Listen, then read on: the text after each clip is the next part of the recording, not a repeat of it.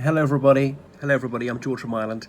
So this is a video about Vladimir Putin and his hyper-aggression. Well, he's shown his bellicosity yet again, and he's contradicting himself yet again with yet more flagrant and outrageously moronic lies, claiming that build-up of over 100,000 troops on the Ukrainian frontier is not threatening anyone, when threatening people is explicitly what he does. It's as stupid as saying that the Russian army didn't invade Crimea in 2014, which he then shouted from the rooftops that they had done, claiming that the Russian army isn't in Luhansk and Donbass, which they have been since 2014, and on and on and on. Just more idiotic, transparent lies, like claiming that the Russian army is in Moldova because they are unable to withdraw their weapons after over 30 years. They somehow managed to withdraw it from the other 14 former Union republics of the USSR, or from East Germany, and so on. So you've got to measure the man, the just outrageous mendacity of him, the shamelessness of this monstrous ogre. Forgive the mixed metaphor. But he held a news conference in Moscow just yesterday, and he said that he was mulling the possible strategies he could pursue if NATO doesn't concur with his demand that they make a legally binding guarantee that they shall never admit Ukraine to the North Atlantic Treaty Organization, or NATO. Now, NATO has the right to admit any country it wants, and any country, including Ukraine, has the absolute right to seek a military alliance with any other country. Russia has military alliances, so why shouldn't Ukraine? And you can see why the Ukrainians want to, because they've been under attack from Russia for 7 years. And the Russian regime is so grossly dishonest that they still claim that they're not attacking Russia, despite the fact that several thousand Russian troops are illegally occupying Luhansk and Donbass, not to mention Crimea. And there's an absolute mountain of irrefragable evidence that they're doing this. It even came up in a recent court case in Rostov-on-Don in Russia about food that was supplied to Russian troops that were stationed in Luhansk and Donbass. This is land that even Russia acknowledges is legally Ukrainian sovereign territory. And Putin has twice in recent days said he doubts that Ukraine is legitimately independent.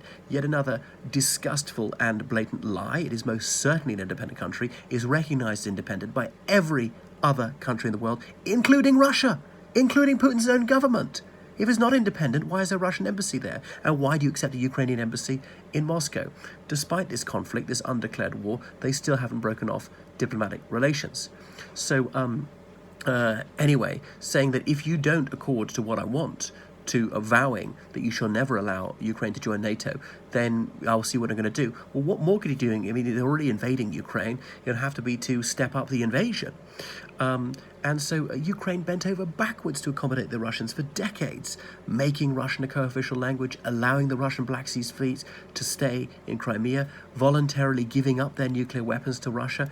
I mean, I suppose the Ukrainians are kicking themselves because they trusted Russia's good faith. You see where they are now. I mean, the Russian regime is almost uniquely dishonest. The bare-faced, shameless, nauseating, stinking lies they will tell on an everyday basis. Lie after lie after lie told by lying liars. No wonder Putin had such fellow feeling for Donald Trump.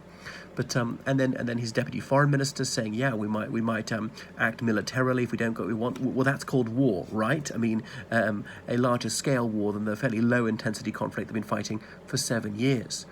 And he said he would be acting defensively because if NATO deploys missiles in Ukraine. Well, you know, NATO has the right to deploy missiles anywhere it wants. So does Russia. But NATO's already had missiles on the border for a very long time. I mean, they had them in Turkey until 1962, the Cuban Missile Crisis, which bordered the Soviet Union, which Putin is so nostalgic about, and that's a successor state of the Russian Empire. NATO troops are already on Russia's border, in Latvia, in Lithuania, and in Estonia. And there are already a few American military advisors in Ukraine. I mean, I think they should have moved far more in around Donbass, around Luhansk, around Crimea, so that the Russian illegal occupiers couldn't advance. And I'm not remotely Russophobic. I lived in Russia for a while. There's some Russians I'm very, very fond of. Not saying that most Russian people are bad, and sometimes they can be good people in many respects, and yet support Putin's outright dishonesty, his willful mendacity, and his aggression, his illegal wars, these completely unprovoked attacks on Ukraine. You don't like Ukrainian language policy? That's an internal matter. He throws the toys out of the pram over so-called interference in his internal affairs, but he interferes in everybody else's affairs.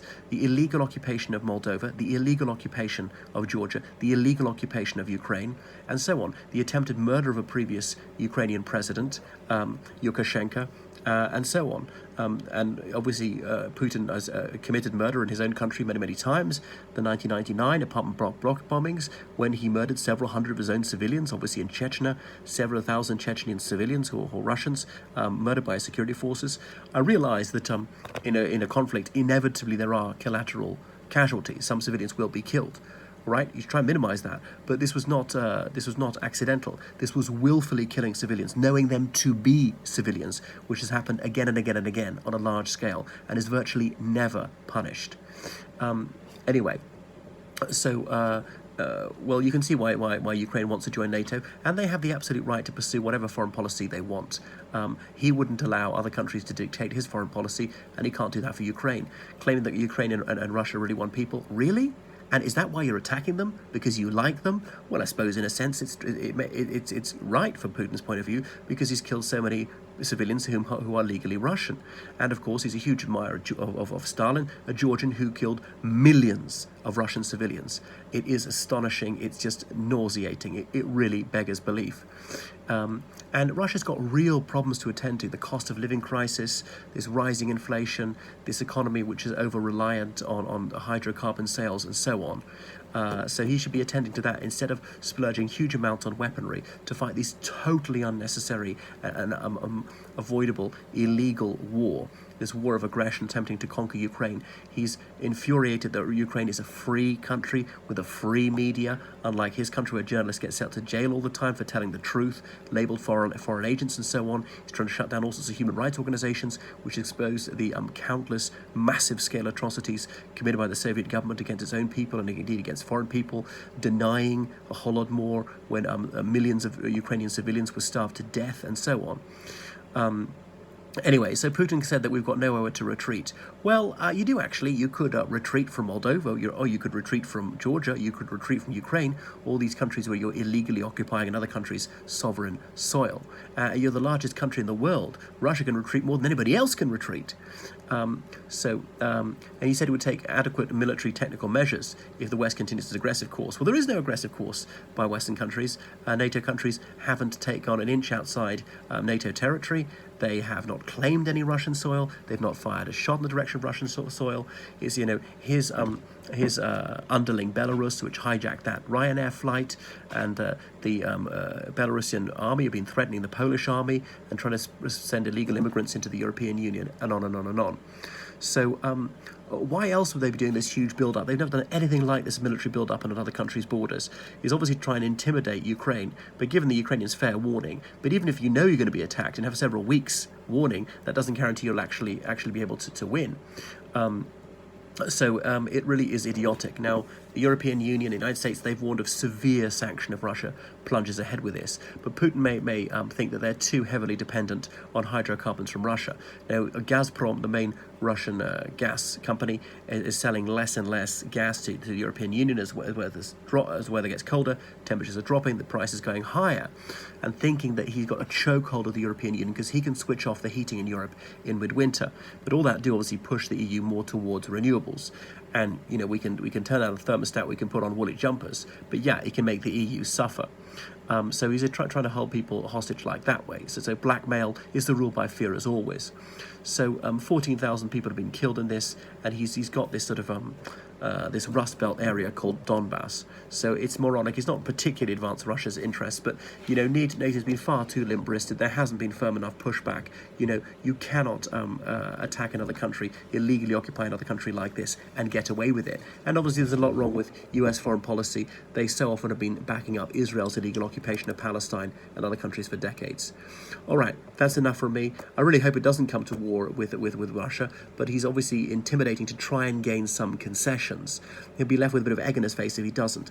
It is also a decoy tactic. He's trying to divert Russians from their real problems. The fact that there's income compression and the purchasing power of the ruble is falling all the time.